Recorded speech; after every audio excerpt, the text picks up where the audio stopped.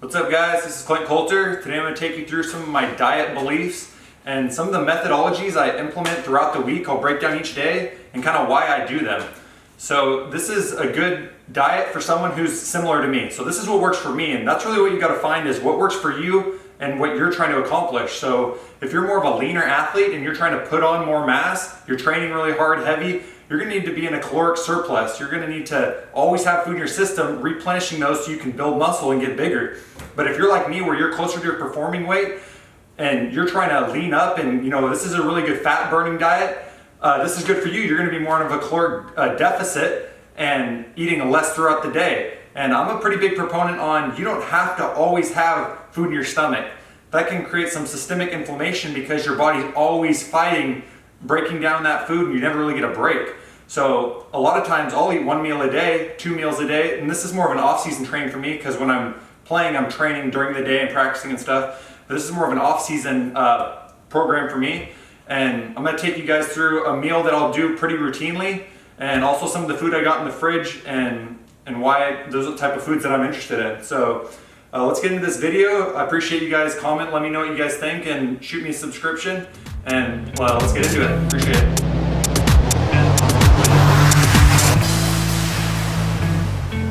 Alright, so let's get into the video here. The first thing I got written down is Sunday. So Sunday's a 24-hour fast for me. So I'm eating at 6 p.m. Saturday night. I'm not eating till 6 p.m. on Sunday night. And a couple hours before I break my fast, I'll drink some bone broth with some salt in it. And that's just kind of replenish some minerals. I might put some magnesium in there, potassium, just kind of replenish myself. And then when I do break my fast with some solid food, I'm going to break it with a lean meat with chicken or tuna. So what I'm trying to do on that fast is create an environment for my body to kind of reset, start killing off any weak cells, because they're going to go into a state where they're starved. So those weak cells are going to die off and only the strong are going to survive. Then once I implement food back into my diet, they're going to start reproducing and only the strong ones are going to reproduce. So that's kind of why I do that. And I break it with a lean meat, and I say lean meat and also no carbohydrates. So that Sunday, I really try not to have any carbohydrates because I've just starved my body of all glucose and all carbohydrates that are creating sugar, which are creating an insulin response, which is controls cortisol levels and fat storage. So I'm really trying to limit those once I break my fast because I want my body to think, all right, protein is what I'm looking for and also fats. So lean fats and proteins. So my body's using those as energy instead of the carbohydrates and glucose in your blood. So then Monday rolls around and I'm gonna have beef later in the day for dinner. So these are kind of dinner meals, my main meals on my meat side. So Monday's more of a regular. I eat regular in the morning. I might have a breakfast, go work out, then I'll have dinner later in the night. Tuesday, I got written down salmon. So what I'm trying to do is kind of stagger. I'm trying to mix up my meats, and obviously vegetables are mixed in there too. But I don't really count vegetables as much because they don't induce an insulin response. So if you can have vegetables that are carbohydrates that aren't inducing an insulin response, you don't really have to count them. But the carbohydrates that spike your insulin levels, you got to be weary of. And also when you mix them with fats, you want to have them on the lower side or have high of one and really, really low of one. But you want them to be more on the bottom end of your fats and carbs and protein a little higher. You get in trouble when you have protein high, carbs high, fats high, and that's when your body can start to kind of get out of whack and your fat storage starts to spike. So Tuesday I'm having salmon, and Tuesdays and Thursdays are 18-hour fasts for me. So I try to eat by 6 p.m. and I'm not eating till noon the next day. So I might wake up at 8 o'clock and those first 4 hours I'm just drinking water. That's it. Then I'll break my fast at noon, and once again I'm trying to break that fast with a lean meat and no sugar. And what I got written down too is fruit in the morning is a no-go for me. I don't do fruit in the morning because right when you wake up, you've been laying down all night, your body is really in a high inflammatory rate. You have really high inflammation in your bloodstream because it just repaired itself all night. So if you wake up and go eat a sugar that increases inflammation, like sugary fruit, even fruits, have a bunch of sugar in them, they're going to increase that inflammation even worse. I'm trying to relax my body and have foods that are going to lower my insulin level, not make it spike, especially early in the morning. So I do an 18-hour fast, so I'm eating at noon, breaking it, and on Tuesday it's with salmon. And on my fasting days in the morning, what I'm doing is I'm taking an apple cider vinegar drink. So I'm just mixing some water and a little bit of lime juice and apple cider vinegar. And you kind of do whatever you want. It's hard to drink, I know it's tough, but I think that's really good, especially like 30 minutes after you wake up, to get something in your system that's not going to create an insulin response, and also just really line your gut with some really good stuff. So Wednesday rolls around, it's just a regular day for me, and I'm going to have beef. So once again, I'm staggering. I go tuna, beef, salmon, now I'm back to beef. Thursday, you can have like a pork day, so there's back-to-back beef kind of pork. And that's another 18-hour fast with the apple cider vinegar drink in the morning, and then at 12 o'clock I break it, or whenever 18 hours is. So if you eat at 6 o'clock, it's noon the next day, and obviously 8 o'clock, 2 o'clock, and you just got to kind of figure out when your last time you ate was. Then Friday is a regular day for me, and that's more like a veggie day, because I just had back-to-back beef and pork days, which is more of a fattier meat for me. I'm going to go just on a straight veggie day, usually on Saturday, and then or Friday, I mean, and then Saturday rolls around, I'm going to do another lean meat, so chicken, tuna, some type of fish, something that's more lean. And this is more of a keto day for me. So what I mean by keto is really low carbohydrates, because I know coming up Sunday, I'm going to do a 24-hour fast. And that 24-hour fast, I want to get my body prepared to have no glucose and no sugar in my bloodstream, because I want to start burning fat quickly. I don't want to have a bunch of glucose still floating around in my blood and my body's using that as energy. I want it to go straight, knowing that it's not going to get any glucose, so it's got to start finding other stores for energy. So Friday and Saturday, I'm really trying to lower my sugar and carbohydrate intake for that fast on Sunday, where I reset and then go into the next week. So those are that's kind of my weekly breakdown. Then I got a few other things listed here that I really try to abide by too. So I do obviously the 3 days a week fasting, but also a couple times a year I do a 24-hour fast where I don't drink water or anything, just to kind of reset. And then once a month I also do a 2-day fast. So I'll drink water with the 2-day fast though. But so once or twice a year I'll do nothing for a day, and then once or twice a month I'll do a 2-day fast, and that's with water though, and some of your minerals to kind of replenish so you don't feel terrible. I pretty much only drink water, sometimes coconut milk, and obviously never say never, but very rarely do I stray from that, like no sodas ever. And that's kind of a personal thing for me. I'd rather eat my calories than drink them. I've just never really been into that, especially alcohol. Like I've never been into drinking alcohol because it's bad for you, it costs money. So I just think it's kind of a waste. And I'd rather eat. I'm more into trying really good foods than wasting it, drinking it so fast. So water, and I drink a lot of distilled water. Like I got distilled water right here. There's a lot of studies on that, and you guys can look those up, but that's something that I've done for a long time, and it makes me feel good, and that's something I'm just trying to stick to too, when I can. Or Kangen water is obviously good. Just some type of really pure, clean water is obviously always good.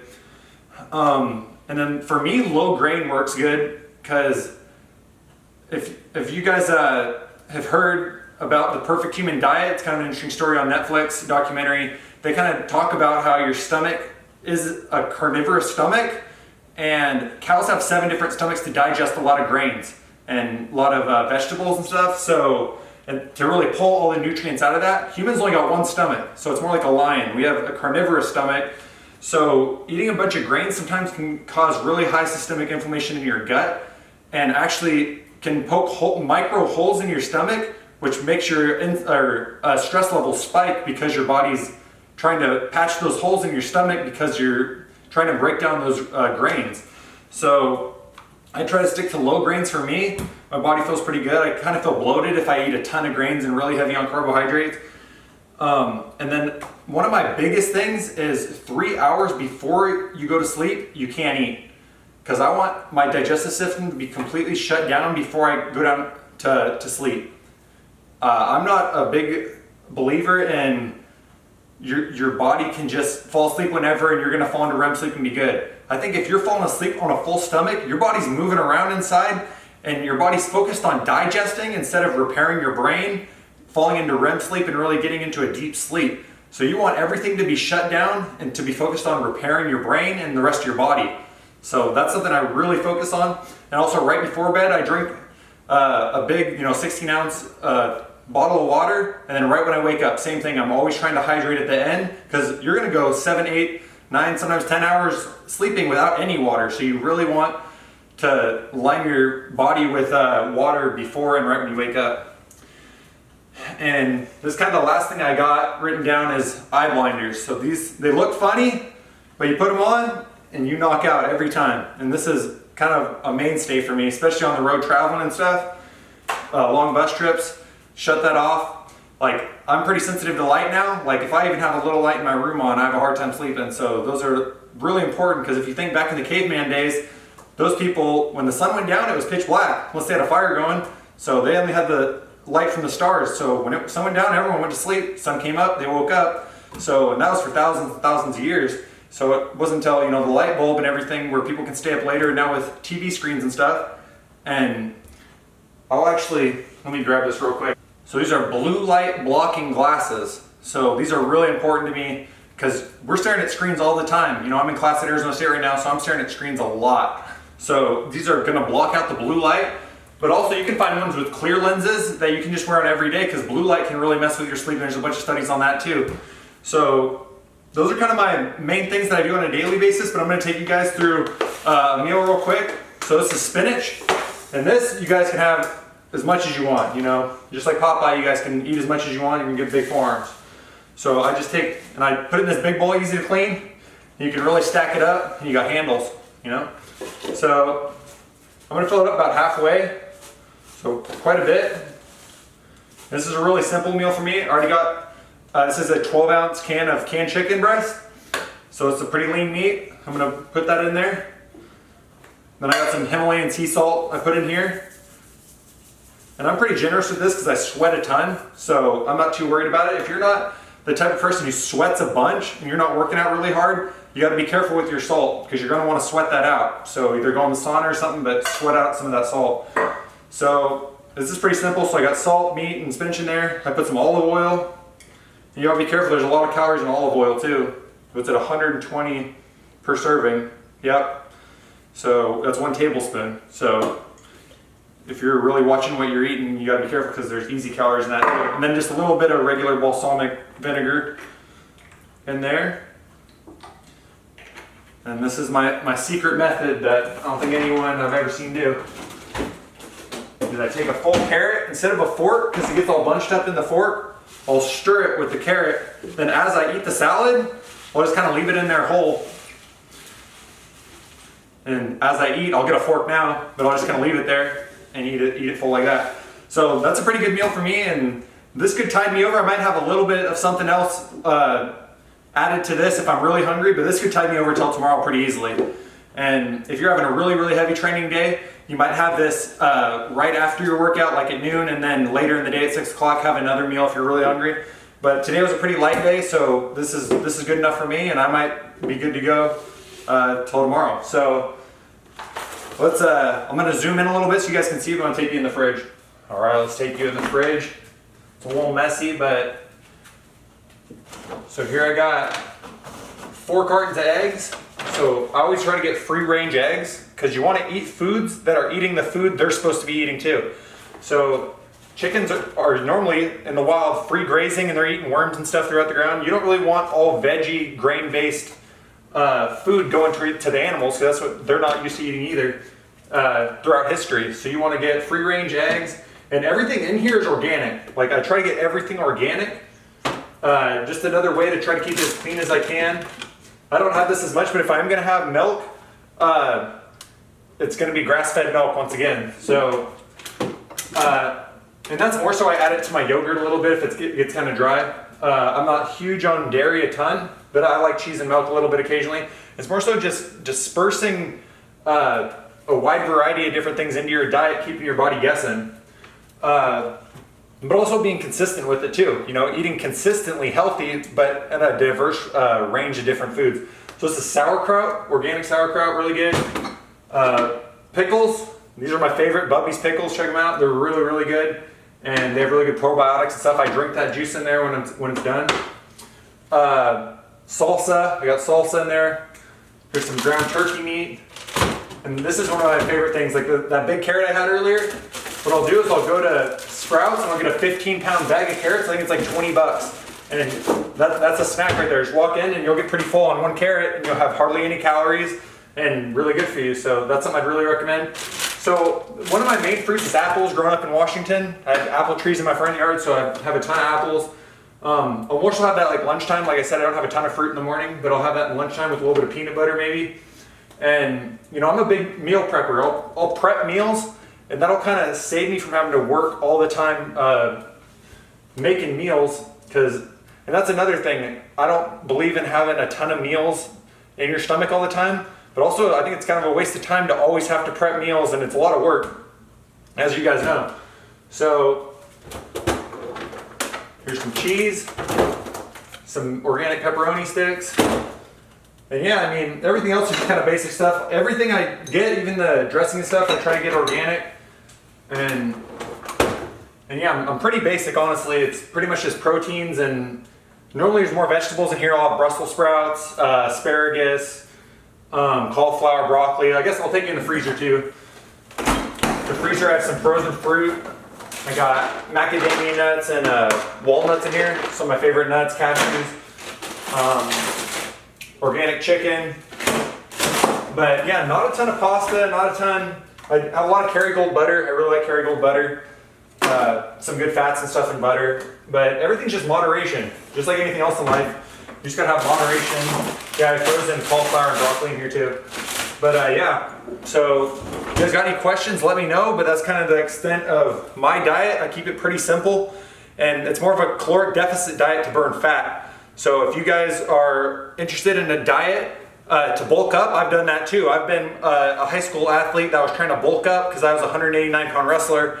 And I gained like 20 pounds really quickly.